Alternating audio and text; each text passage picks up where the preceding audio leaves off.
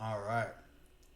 Welcome to 2025 game reviews. So we're starting off with my worst, Still Wakes the Deep, Siren's Rest. It's a deeply underwhelming DLC to a superb title that was one of my favorites of last year. It's safe to say this DLC does not earn its top spot next to that base game. It's prone to aimless meandering amidst the deep sea. That's pretty much all you did in this game, if I recall. It's pretty reminiscent of Soma, except lacking that game's in depth plot and unique creatures, and that's kind of what made Soma such an outstanding and distinguished game in and of its own. This game just lacks those aspects to it. The game serves up some solid voice acting between the two protagonists, but doesn't even summon a monster until like the final 20 minutes of the hour and a half endeavor. It ends up being pretty underwhelming. It's about a 3 out of 10 for me. Next, we got Poppy 4. This entry just shit the bed in the Poppy series. It's the true first bad chapter of the games. I thought the third was good, the second phenomenal, the first amazing. So it kind of went downhill after the third. But it was still solid. But this one just was just abysmal. There's an absolute lack of creativity and scares present in this game, along with much more padding and less intelligent level design and puzzle design. The only positives I can really conjure to attribute to the game is the enemy Doi's pretty interesting. He's a complex character. He's not the typical good or bad guy. So you kind of figure out his role throughout the game. And there's a cool twist near the end of the game, but this does not redeem the chapter from easily being the worst in the series. It's not a bad game, but like the extra padding and the lack of creativity in contrast to the previous chapters is really what held this back. And I honestly would not come back to this title. I don't think it's a good game. I don't think I would ever replay. Alright, next we got Mind's Eye. This game had absolute abysmal reviews, and I remember this shit came out on my birthday, my 26th birthday, no 27th birthday. um, I thought it was better than what people were painting it as, but I may have just been deprived of like the GTA clone types games that this falls into the category of. There's a couple of cool details I really like driving on flats is realistic. The back door of your Jeep is realistically opening and closing with physics. The biggest problem though is it's an unfinished game. That's how it feels. Like there's no map, there's no melee collectibles, speedometer. You can't skip cutscenes. Entering your vehicle from multiple angles, you can't. You like whenever you try to from a different angle, it forces your character around the side, enter through the front door. This is just ridiculous. There's no police. There's no stealing vehicles. I get it's a single player driven game, but a lot of these things are standard in any large city game like Mafia 2 or Sleeping Dogs from over a decade ago. The story's really intriguing, but the protagonist is just an errant boy, fully trusting everyone despite being told by many people not to trust other individuals he already trusts. So he continues trusting them with no physical or verbal apprehension. So the immersion's kind of broke because the protagonist is such a dimwit. And in the final third of the 8-hour game is mindlessly wiping down enemies with the story characters just bantering in the background. It just really fucking fell apart near the end. Next, we got Mafia the Old Country. Now, I've enjoyed the previous Mafia games. I've never been a huge fan. If I had to pick one, I'd say Mafia 2 is probably my favorite, but it still pales in contrast to the GTA series. So I've never really come back to the series, and I think this was the least engaging game of the series. Um, I only played a couple hours of it, but it was just egregiously underwhelming and by the numbers. The night fights and visuals were impressive, but the mission structure, the writing, just incredibly mid, and I just could not venture further into the Mafia tales. I've already played too many superior crime games from the GTA series. As I said, LA Noire is a really good one too, published by Rockstar. They just fucking own that genre at this point. No one can compete. Like the writing is like when you get these story driven games, it's particularly like the crime ones. The writing and the characters are so crucial for the success of it. I think people really undermine how important that is.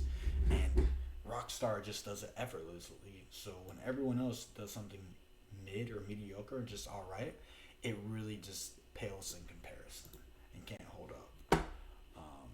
Next, we got South of Midnight.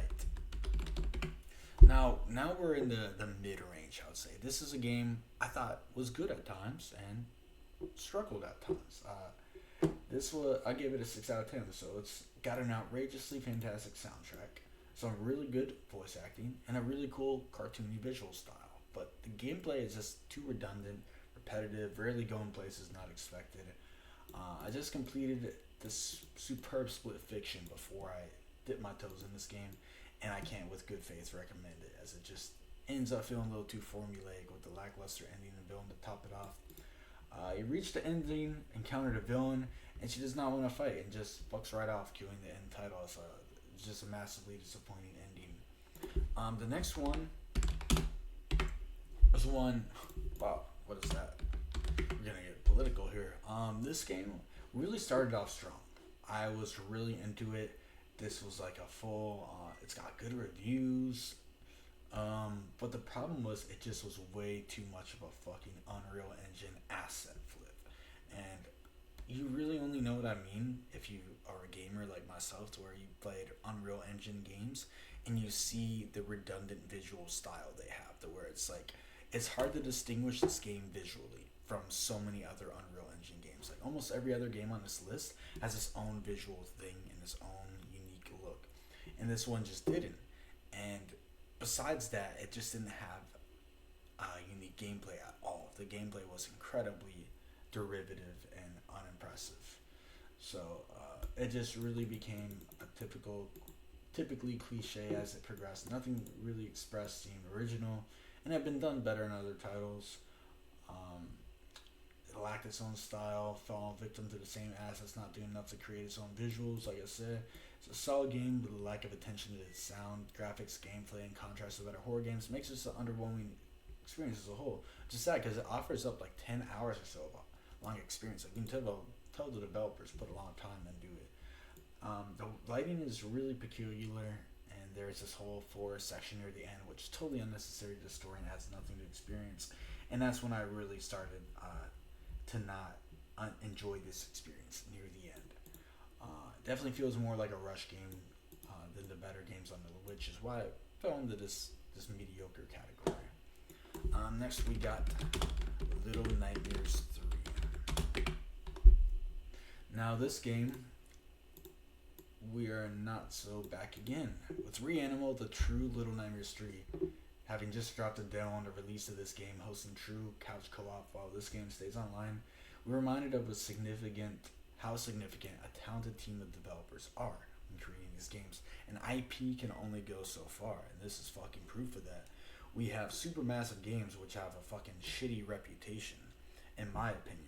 They have a lot of horror games, sure, but they don't make the best games. Like if we would go here, they've made all the fucking bullshit movie horror games where you have the amazing Until Dawn and the mediocre everything else that they've made over the last fucking God knows how long, the whole decade or so. They just made every fucking game, and this is fucking following that trend. As much as I can say. The developers are mediocre. Like I said, yeah, they're known for great. They're known for the 10 million eye roll inducing movie like horror games. Stepped behind a wheel and served up some expected mid. I think the pattern and unexpected unfair difficulties game really threw me through a loop. It's far too easy to die and have an enemy catch up to you, nearly zero room for error in a chase sequence, and resulting in them becoming far more tiresome than engaging. I died a fuck ton of times. As this was my friend Luke's first Little Nightmares game, he had a blast, but as a series veteran, this game lacked the intention and entertainment value of the last two titles. Regardless, until Reanimal arrives, this is a solid game that I teeter back and forth on the question if it's worth replaying.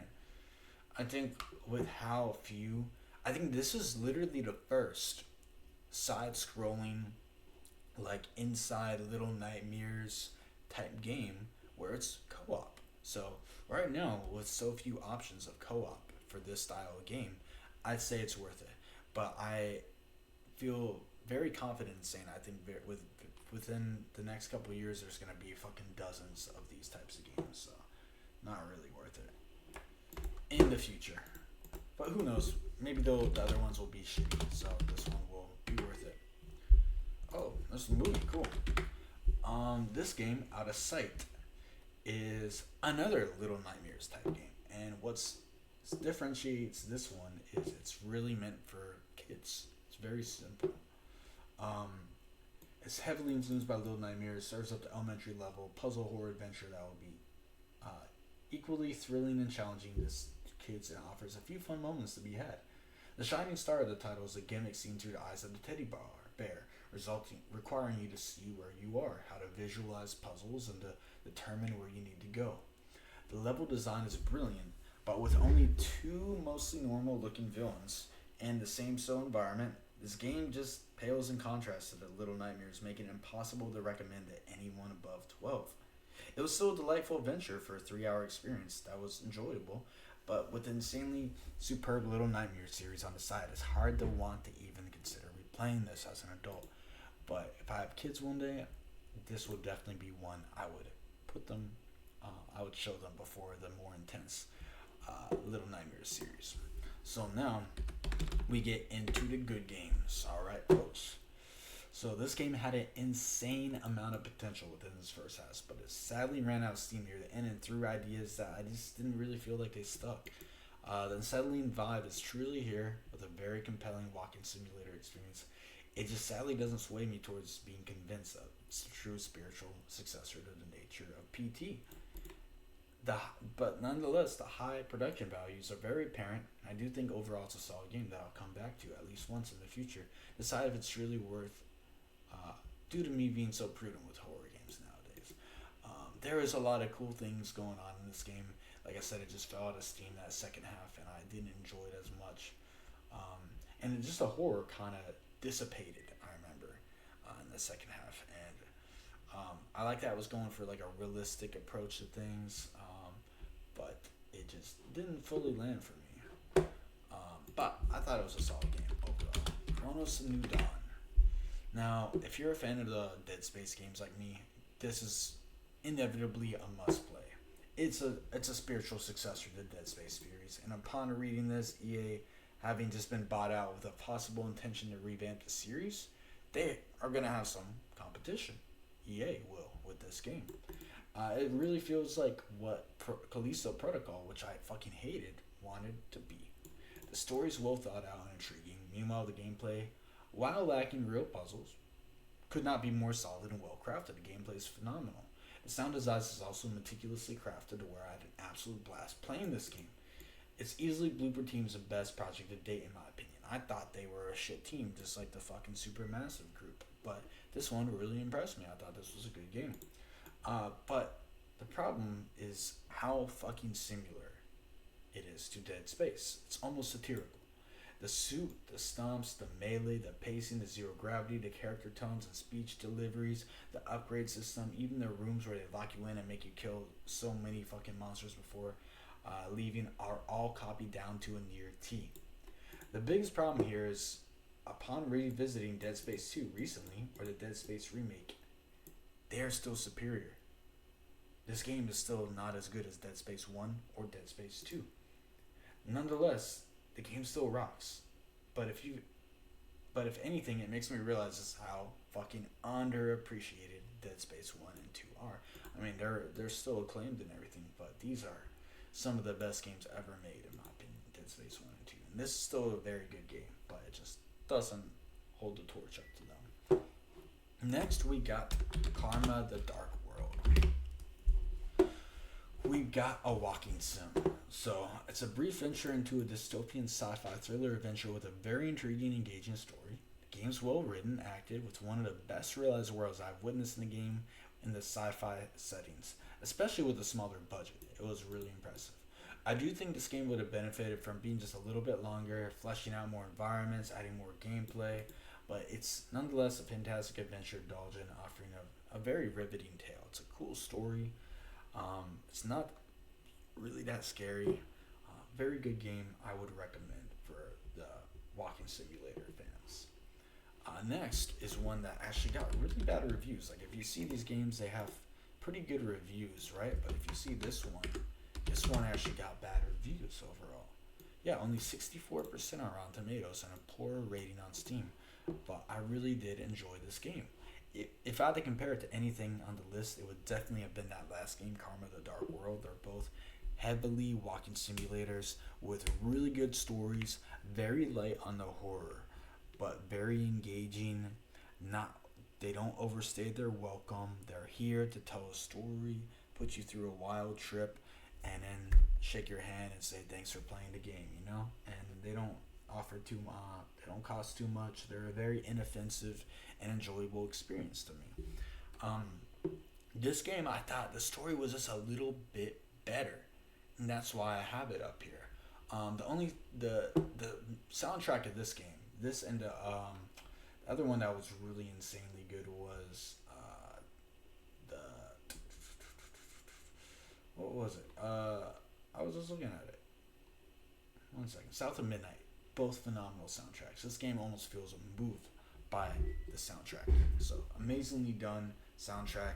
The story was incredibly well done. There's really a lot of creative stuff in here, and they've put together a really interesting world where you have various people in this dystopian future that are trying to stay awake, and through different methods, and you're trying to figure out the solution of how you are going to stay awake and not fall victim to these horrid methods that people have resorted to stay awake.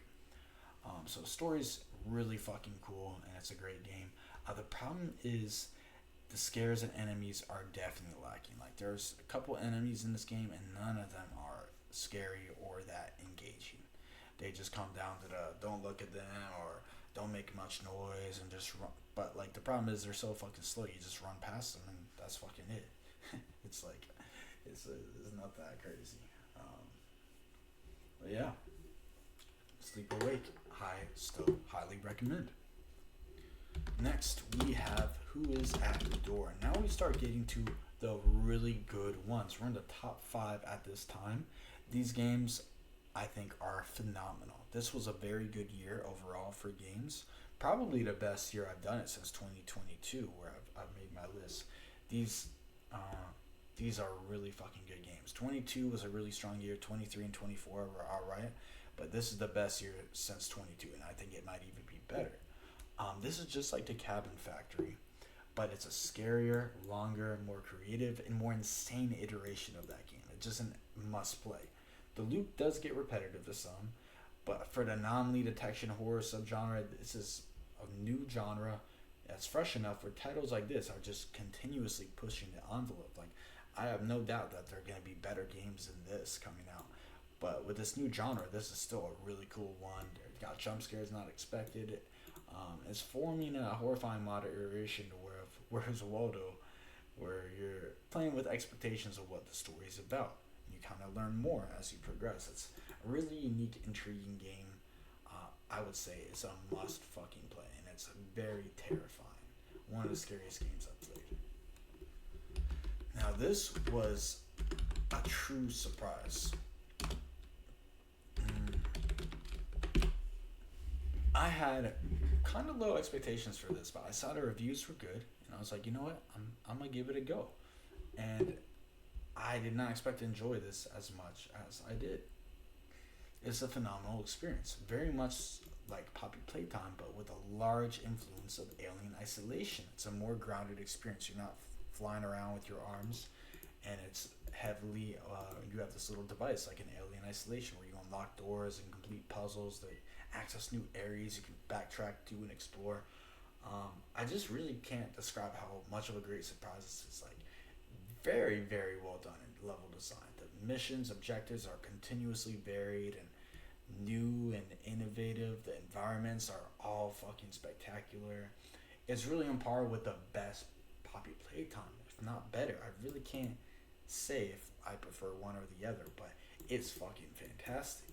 I just can't state how well done this level design is. I was just really astounded from start to end. It's a lighthearted horror adventure, not that scary, but it still offers some spooks here and there. It's a very good game. Alright, now we're on my top 3. we got Eclipsion.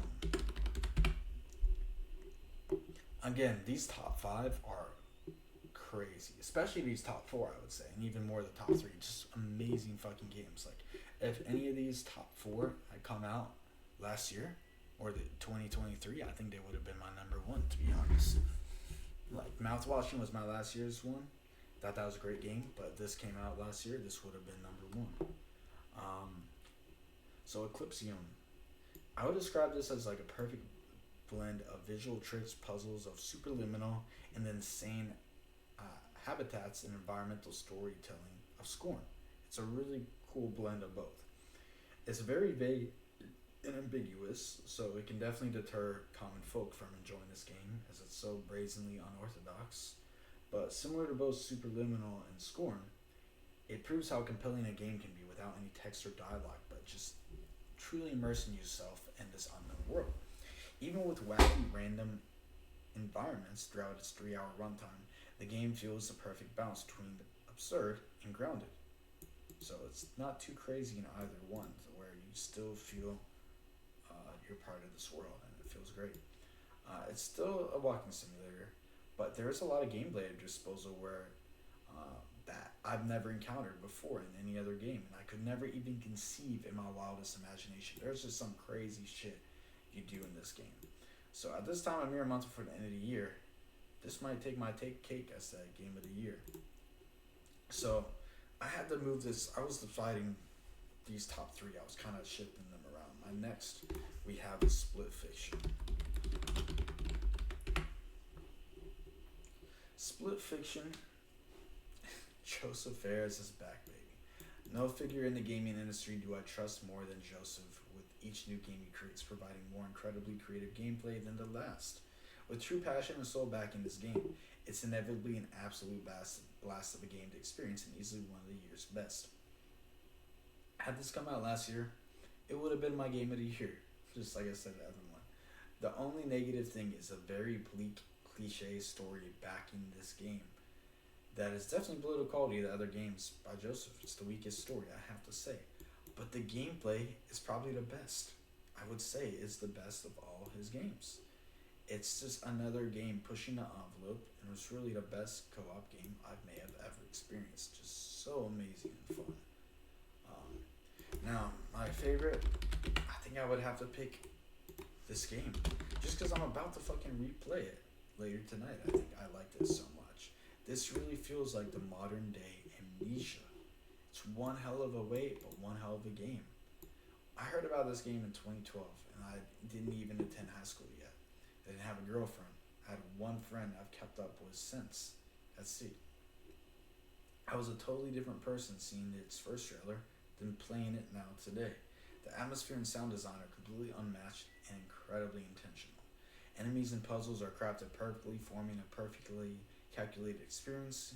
My only fault is the game's lack of map can fault the game at times where if you put the game down, you totally forget about where you need to go versus has been. So it's definitely one where if you're playing it, play through a whole area and then continue it, I would say. Wow, look at this guy. Unoriginal experience with Grace Homicide, but repetitive. Okay, we're not watching that. But I would say I severely disagree with that opinion. If you're scared, I must say this was the most scary I've been playing a game in quite some time. With the build-up story and delivery of certain enemy being permanently ingrained in my mind with its ghastly sounds it would protrude. That enemy is insane. It builds it up like no other and it delivers that enemy. And it's just very random. It's very Amnesia-like. It's a bit shorter than I would like compared to the contemporary titles. I like Amnesia. It's much shorter than Amnesia. And an ending is... the ending's a little under... Yeah, I will say. But this really is a new generation Amnesia in space. Packs a horrifying punch like no game I've played this year. And it's just right up my fucking alley. It's a sweet spot for me. But yeah, thank you guys for checking out my list. A pretty great year for games, I would say. I'd say 1, 2, 3, 4, 5, 6, 7, 8, 9, about 10 games I really enjoyed that I would come back to this year. So that's a pretty good number for a year. So thank you guys for watching. Have a great rest of your day.